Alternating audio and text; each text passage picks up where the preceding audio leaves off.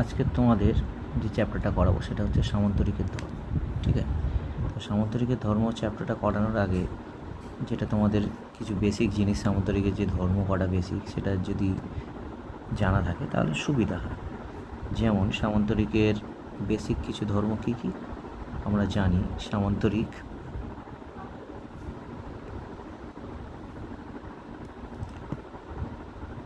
ধরো এই হচ্ছে একটা সামান্তরিক, ঠিক আছে। তো সামান্তরিকের এই যে বিপরীত দিকের যে বাহুগুলো, ঠিক আছে, এই বিপরীত দিকের বাহুগুলো হচ্ছে সমান এবং সমান্তরাল হবে, ঠিক আছে, এবং বিপরীত কোণগুলো সমান হবে, ঠিক আছে।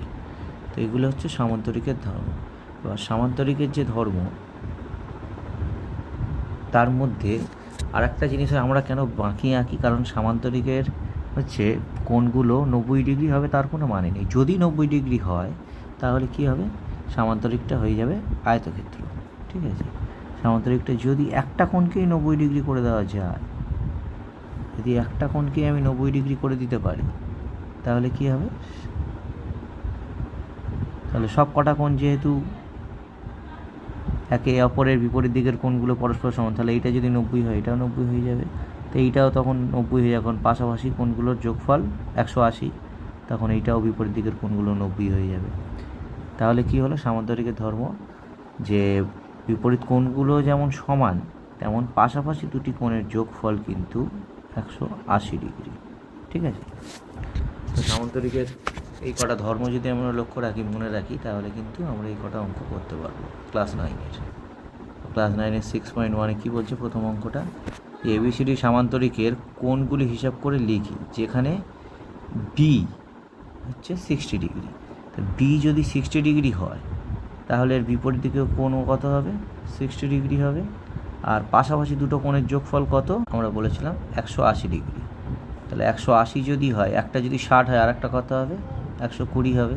তাহলে এই সি যদি 120 হয় তাহলে বিপরীত দিকের কোণ এটাও 120 হবে, আর এটা যদি 60 হয়ে থাকে তাহলে এটাও হবে 60 ডিগ্রি। বুঝতে পেরেছ? ব্যাস এইটুকু হলো। এইবার পরের অঙ্কটা দেখো। পরের অঙ্ক কী বলছে, যে পাশের ছবির পি কিউ আর এর সামান্তরিকের পি আর কিউ এর মান, পি আর কিউ এর মান হিসাব করে লিখি। তার মানে আমাকে চাইছে কোনটা, আমাকে কিন্তু এই কোণটার মান কত জানতে চাইছে, ঠিক আছে। দরকার নেই, কী করবো আমরা প্রথমে পাশাপাশি দুটো কোণের যোগফল কত 180।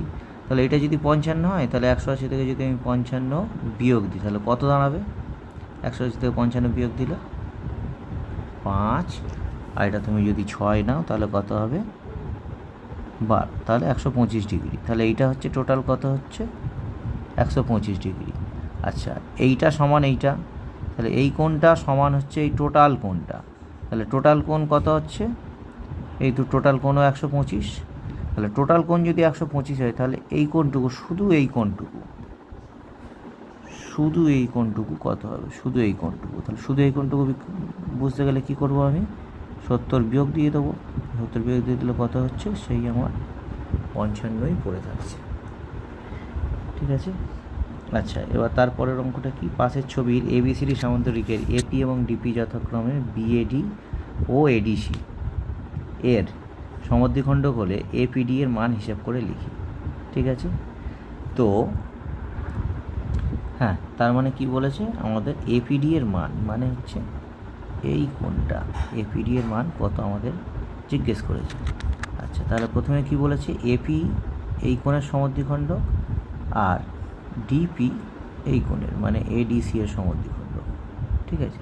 তো সমদ্বিখণ্ডক মানে আমরা জানি, প্রথমে আমরা কি লিখব, যে আমরা জানি এই দুটো কোণ মিলিয়ে হচ্ছে কত 180, মানে এ কোণ প্লাস টি কোণ মিলিয়ে কত হচ্ছে 180 ডিগ্রি, ঠিক আছে। এবার যদি হাফ করি, হাফ দিয়ে গুণ করি দুদিকে, তাহলে এ কোণের হাফ প্লাস ডি কোণের হাফ, তাহলে দুটো কত হবে 90 হবে, তাই না। তার মানে এই দুটো কোণের সমদ্বিখণ্ডক, ভেতরের যে কোণ দুটোর, সেই কোণ দুটোর ভেতরের যে মানগুলো, যেমন হচ্ছে ধরো P A D R plus কি আছে পিডিএ, পি ডি এ, এই দুটো মিলিয়ে হচ্ছে 90 ডিগ্রি। তো একটা কোণের মধ্যে দুটো কোণ যদি 90 ডিগ্রি হয়ে যায়, বাকি যে কোণটা পড়ে থাকে, বাকি কোণটাই তো এপিডি পড়ে থাকে।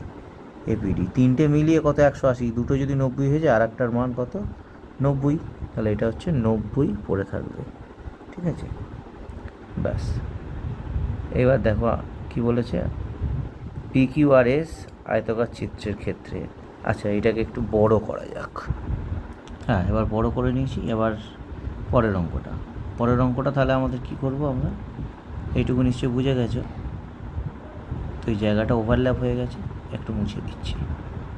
ঠিক আছে, তো এবার আমরা 4 থেকে শুরু করব।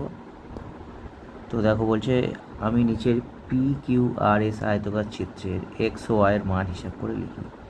এক্স এবং ওয়াই এদের মান হিসাব করে লিখি। ঠিক আছে, যেমন এক্স ও ওয়াইয়ের আলাদা আলাদা মান চেয়েছে। ঠিক আছে, তো PQRS আয়তাকার চিত্রের ক্ষেত্রে কি হয় যে তোমার প্রত্যেকটা কোণ 90 ডিগ্রি। ঠিক আছে, তো 90 ডিগ্রি যখন আমাদের যে কর্ণদ্বয় থাকে, কর্ণদ্বয় দুটির দৈর্ঘ্য সমান এবং পরস্পরকে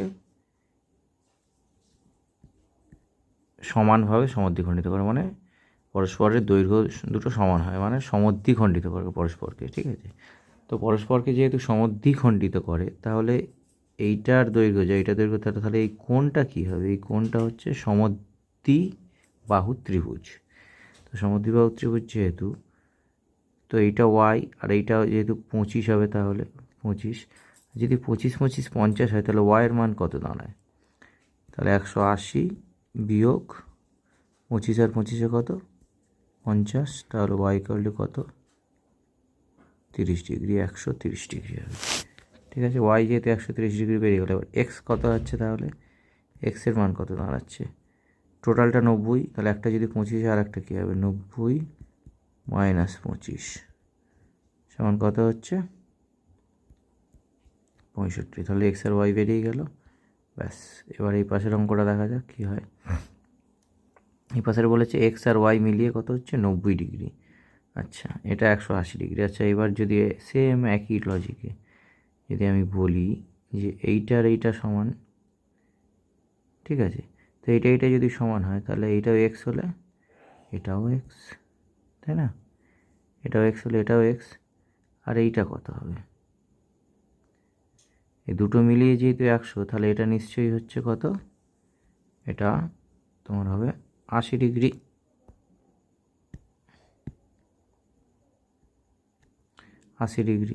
তাহলে টোটালটা হচ্ছে কত 180।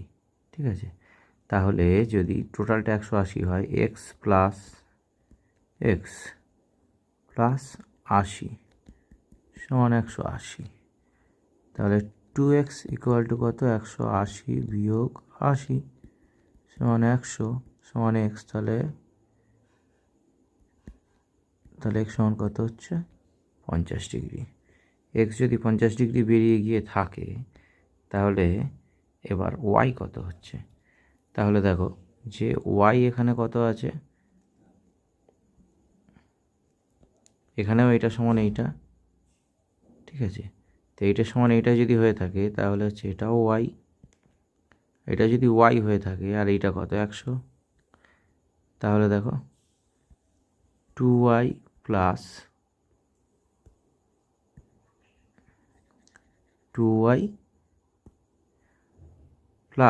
100 সমান 180, এই ত্রিভুজটার ক্ষেত্রে বলছি, এই ত্রিভুজটার ক্ষেত্রে। ঠিক আছে, তাহলে 2y সমান কত, শুধু 80 বিয়োগ হয়ে গেলে, তাহলে y সমান কত 80/2 সমান 40 ডিগ্রি হলো। তাহলে x সমান 50 হলো, আর এটা সমান y সমান কত হলো 40 ডিগ্রি। বোঝা গেল পুরোটা? ব্যাস, তাহলে